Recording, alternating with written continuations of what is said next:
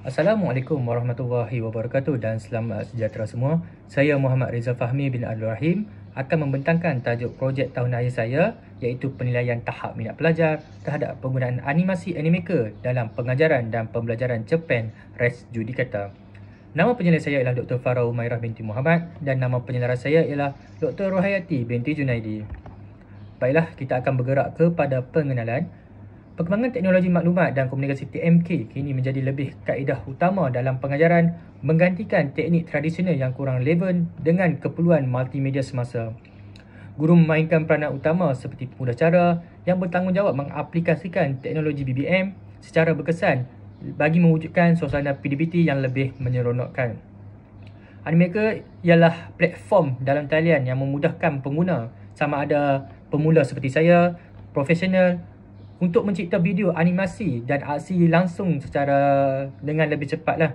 Ia menawarkan kemudahan yang setara dengan aplikasi popular lain seperti Canva, Photo dan PowerPoint. Penataan masalah yang saya jumpa dalam kajian saya ialah guru pada masa kini masih mengekalkan kaedah konvensional.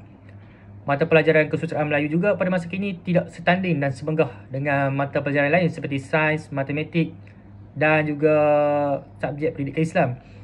Guru pada masa zaman kini juga tidak pakar dengan kemahiran yang melibatkan penggunaan multimedia. Selain itu, kesusastraan Melayu juga sering dianggap sebagai salah satu subjek yang paling membosankan di dalam kelas. Pembelajaran cerpen juga sebagai mata pelajaran kesusastraan Melayu di sekolah amatlah sukar dan mengelirukan pelajar kerana terdapatnya pelbagai komponen yang perlu dipelajari. Bebanan skop dan struktur pembelajaran juga yang banyak sering sekali menyukarkan para pelajar. Objektif kajian saya ialah mengenal pasti punca-punca berlakunya masalah pelajar kurang memahami teks cerpen Res Judikata. Memperkenalkan aplikasi animasi Animaker dalam pembelajaran cerpen Res Judikata merupakan objektif kedua saya. Menilai tahap minat pelajar terhadap aplikasi Animaker yang digunakan dalam sesi pengajaran dan pembelajaran cerpen Res Judikata merupakan objektif yang ketiga saya. Persoalan bagi kajian saya ialah apakah punca-punca yang menyebabkan masalah pelajar kurang memahami teks cerpen Res Judikata? Bagaimanakah cara penggunaan aplikasi animasi Animaker dalam pengajaran dan pembelajaran cerpen Res Judikata? Persoalan yang kedua saya. Dan persoalan yang terakhir pula ialah bagaimanakah maklum balas pelajar terhadap pengajaran dan pembelajaran prosa moden cerpen, terutamanya Res Judikata berbantukan animasi Animaker.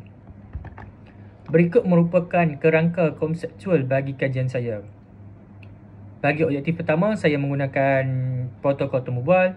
Objektif kedua, saya menggunakan senarai semak pemerhatian. Dan objektif yang ketiga, saya menggunakan borang soal sidik.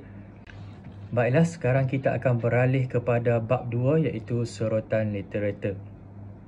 Kajian mengenai animasi. Kajian ini menyokong sepenuhnya tentang penggunaan animasi dalam pengajaran dan pembelajaran.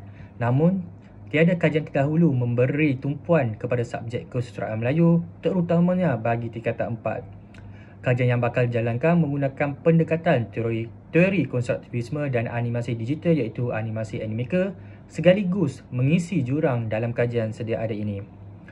Kajian ini juga menyasarkan pendekatan inovatif yang lebih sesuai dengan generasi pada masa kini. Kajian mengenai cerpen pula. Kebanyakan kajian ini hanya tertumpu kepada teks analisis kandungan dan pendekatan konvensional tanpa melibatkan sebarang elemen digital seperti animasi dalam kajian mereka. Hanya Nurul Wadihah sahaja melibatkan pelajar kesusastraan Melayu komunikatif tingkatan 4, namun masih belum meneliti penggunaan animasi dalam kajiannya.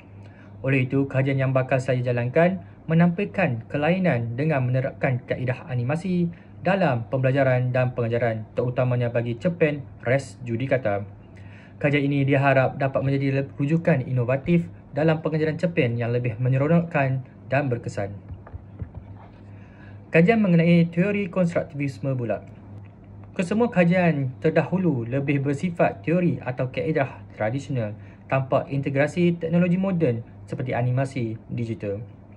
Maka kajian yang bakal saya jalankan akan memanfaatkan teori konstruktivisme dalam konteks baharu, iaitu melalui penggunaan animasi dalam pengajaran dan pembelajaran cerpen Res Judikata. Sekaligus memperkaya literatur sedia ada dengan pendekatan inovatif yang lebih berpusatkan kepada pelajar. Baiklah, sekarang saya akan membentangkan bab 3 iaitu metodologi. Bagi reka bentuk, kajian saya menggunakan kajian kepustakaan, kajian lapangan dan kajian tinjauan.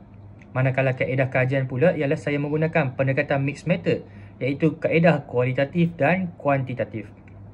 Lokasi kajian bagi kajian saya ialah di sebuah sekolah menengah yang terletak di daerah Sungai Petani. Sampel kajian saya ialah 3 hingga 5 orang guru yang mengajar KMK iaitu untuk protokol temu bual, 30 orang pelajar KMK tingkatan 4 untuk saya gunakan borang soal selidik. Instrumen kajian ini menggunakan tiga cara iaitu protokol temu bual, senarai semak pemerhatian dan yang ketiga pula ialah borang soal selidik. Kajian rintis juga melibatkan instrumen kajian tadi iaitu protokol temu bual, senarai semak pemerhatian dan borang soal selidik. Bagi kesahan dan kebolehpercayaan, saya akan merujuk kepada 2 orang pakar pensyarah kesusastraan Melayu komunikatif. Prosedur pengumpulan data pula ialah saya akan melibatkan juga protokol temu bual, senarai semak pemerhatian dan borang soal selidik. Bagi prosedur penganalisisan data, bagi protokol temu bual saya akan menggunakan analisis tematik. Senarai semak pemerhatian saya akan buat secara deskriptif dan bagi borang soal selidik saya akan menggunakan Microsoft Excel dan juga perisian SPSS. Sekian saja pembentangan saya bagi tajuk projek tahun akhir saya. Terima kasih.